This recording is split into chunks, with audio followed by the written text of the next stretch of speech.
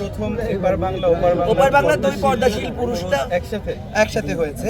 তো আমি একটু ইন্টারভিউ দেবো বলে, এবং উনি যেহেতু বাংলাদেশের পর্দাশীল পুরুষ প্রথম, তো আমি ওনার খাতিরে রেসপেক্টে আমি নিজে একটা পর্দা নিয়ে এসেছি। আমি ভারতের প্রথম পর্দাশীল পুরুষ হতে চাই।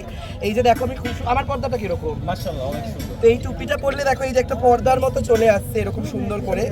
আমি এই ভারতের প্রথম, তোমার যেহেতু তুমি পাশে আছো তাই আমি আমার পর্দাটা জড়িয়ে গেছে, তারা একটু পর্দা করছে। ইটস লুকিং আনফেয়ার এন্ড এটা একটা মানুষের সাথে সে দোষ চাপিয়ে নিজের দোষ থেকে তারা কি চাচ্ছে, রিলিজ চাচ্ছে। আসলে তো বলেছে জনগণ বোঝে যে আসলে একটু কথা বলুন ভাই। আমার ভাইরাল হওয়ার জন্য আমার ভিডিওই যথেষ্ট। আমার মনে হয় না যে আমার ভিডিও এমনিতেই মিলিয়ন যায়। তোমরা দেখো আমি যখনই কোনো পাগলামির ভিডিও করি তো আলাদা করে তো এমন কিছু ভাইরাল হওয়া যাবে না। আর সেইখানে দাঁড়িয়ে প্রমাণ হচ্ছে, আমার কাছে প্রচুর প্রমাণ আছে, লায়লা আপু প্রমাণ আছে। তোমরা সবাই প্রত্যেকটা সাংবাদিক লায়লা আপুকে জিজ্ঞেস করবে, আমি তখন ভিডিও কলে দেখিয়েছিলাম, উনি ছিলেন, এবং আমার বান্ধবী জয়শ্রী ছিল। সেকেন্ড অফ অল যে আমি একটা ওর যে ড্রেসটা আমার রক্ত মুঠেছিল সেখানে রক্তের দাগ এখনও আছে, ওটাতে তোমরা ফরেন্সিকে দিলে টেস্ট করলেই বুঝতে পারবে ওটা আমার রক্ত ছিল। এবং কলকাতায় যে আমার প্লাস্টিক সার্জারি হয়েছিল অ্যাপোলো হসপিটালে, সেটারও আমার রিপোর্টগুলো আছে। তো আশা করি এতগুলো প্রমাণ দেখলে আর এত লোক তো মিথ্যা কথা বলবে না, সেই প্রমাণগুলো আমার মনে হয় এনাফ দেওয়া যথেষ্ট। আর প্রথমত লায়লার কাছে প্রমাণ আছে, মোহনা হয়েছে, এতগুলো মানুষ তো মিথ্যা কথা বলতে পারে না পার্টিকুলার একটা মানুষের এগেইনস্টে, না এটা তো সম্ভব নয়। কি কারণ তো ও আমাকে তখন ভয় দেখিয়েছিল। প্রথমত দেখো এই অত্যাচারটা মোহনা তো আজ মুখ করলো, আগেও রিসেন্টলি করেছে নিশ্চয়ই, যখন হয়তো ও সাহস পায়নি, কিন্তু যখন একদম চরম সীমায় পৌঁছে যায় তখনই মানুষ সেই পদক্ষেপটা নেয়।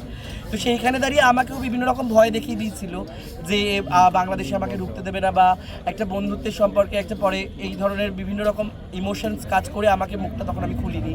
কিন্তু পরবর্তীকালে আমার মনে হচ্ছিল যে শুধু যদি আমার সাথে হয় আমি নয় ক্ষমা করে দিলাম, হ্যাঁ আমি হয়তো আমাকে সেই ভগবান বা আল্লাহ সেই পাওয়ারটা দিয়েছে যে আমি সেটা সহ্য করে নিই, কিন্তু অন্য মানুষরা তো সেটা নাও করতে পারে না। তো সেই কারণে আমার পরে মোহনার পরে আরও তো 10 জনের প্রতি সেই ধরনের কাজটা করতে পারে। তাই আমার মনে হলো এখন মুখ খোলাটা ভীষণ দরকার, প্রচণ্ডভাবে এখন মুখ খোলাটা দরকার, যাতে আমার এই অত্যাচারটা যে ঘটেছিল সেটা দ্বিতীয় যেন আর কার মানে আর চতুর্থ যেন কারোর সাথে না। আমি যখন চেঞ্জ খুলে দেখাইনি অবশ্যই মূত্রত্যাগ করার জন্য তো তাকে আমি তখন তো অবচেতন এবং হালকা জ্ঞান অজ্ঞানের মধ্যবর্তী অবস্থায় ছিলাম। সেই অবস্থায় ও আমাকে অফকোর্স মূত্রত্যাগ করেছিল বলে যেইভাবে করতে হয় সেইভাবে করেছিল। তো ওটা তো একটা কি বলবো অপমান করার জন্য একটা বিষয় না, একটা ক্ষোভ প্রকাশের জন্য একটা জেস্টার ছিল। আগেই অলরেডি মার খেয়ে অজ্ঞান হয়েছিলাম, কারণ ওইখানে হিলের একটা এত বড় একটা মানে ক্ষত হয়েছিল, সেইটা ক্ষতর ব্যথায় যন্ত্রণায় আমি ছটফট করতে অজ্ঞান হয়েছি। হিল জুতো দিয়ে মারে তাহলে অফকোর্স তো ব্যথা লাগবে না, আপনাকেও যদি বা কেউ এখানে যদি একটা কেউ সামান্য পাথর দিয়ে মারে, সেখানে তো আমার ক্ষত হয়ে ভেতরে ঢুকে গেছিল, হাড় দেখা যাচ্ছিল।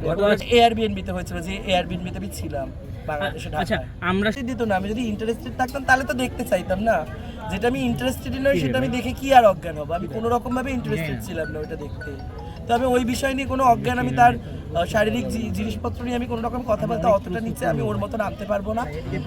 কিন্তু ও যে ঘটনাটা করেছে একদমই দ্যাটস নট রাইট। সেই জন্যই আমি লিখন ভাইকে আবারও ডেকেছি। আমি জানি আবারও তোমাকে ধন্যবাদ, তুমি আবারও আমার পাশে থেকেছো প্রত্যেকবার, যেরকম পাশে থাকো। তো আশা করি এর বিচারটা আমরা তাড়াতাড়ি বলতে চাই। এই যে আমাদের লিখন ভাই আমার রিসেন্টলি পরিচয় হয়েছে, খুব ভালো মানুষ এবং প্রত্যেকবার বামুন যে অত্যাচার করে বিরোধিতা করে, পর্দাটা একটু সরিয়ে দিচ্ছে।